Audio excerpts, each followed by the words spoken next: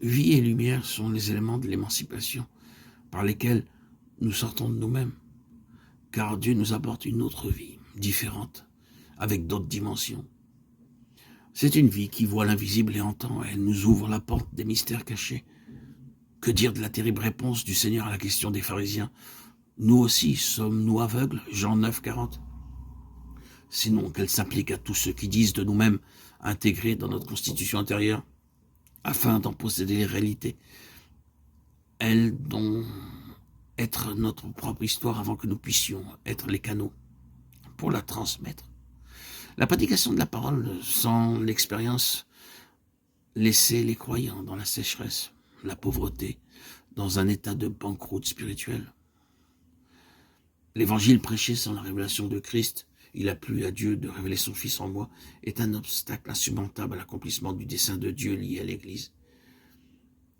L'Église ne peut être sans l'expérience de la croix, dans ce qu'elle est pour Dieu. Non seulement le côté de notre justification, mais la fin totale, absolue, définitive de ce que nous sommes en nous-mêmes. Car Dieu a sa nouvelle création dans la résurrection, l'empressement de notre cœur à le rechercher, à le connaître, à son origine et son centre dans la croix.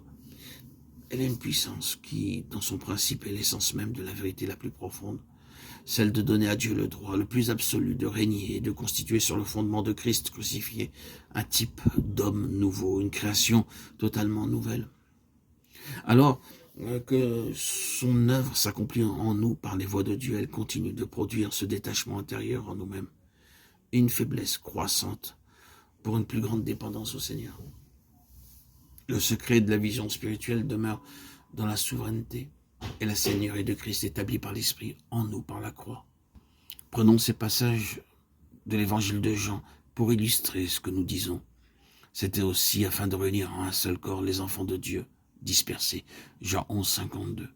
6 jours avant la Pâque, Jésus arriva à Béthanie où était Lazare qu'il avait ressuscité des morts.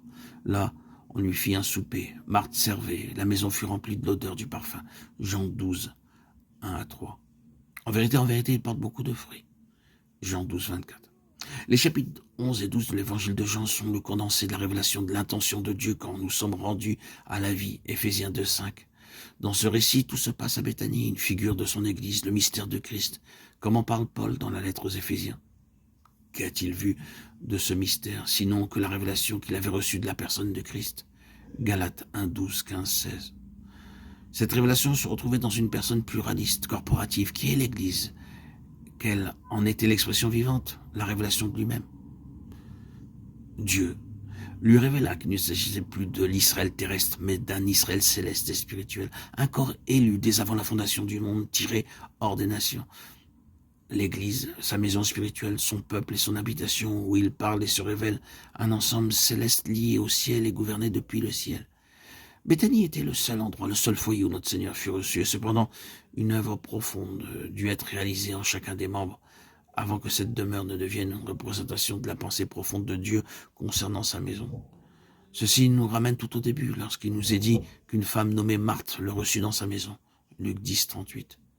Et nous voulons ici souligner ces seuls mots, le reçu, parce que cela renferme le fait que nous l'accueillons comme Zachée, Luc 19, 6, avec joie, pour lui donner toute latitude et liberté de réaliser et d'accomplir ce pourquoi il nous a rendus à la vie, bien que nous ne sachions pas que cette offrande nous amènera au désespoir de nous-mêmes, à une fin, notre fin,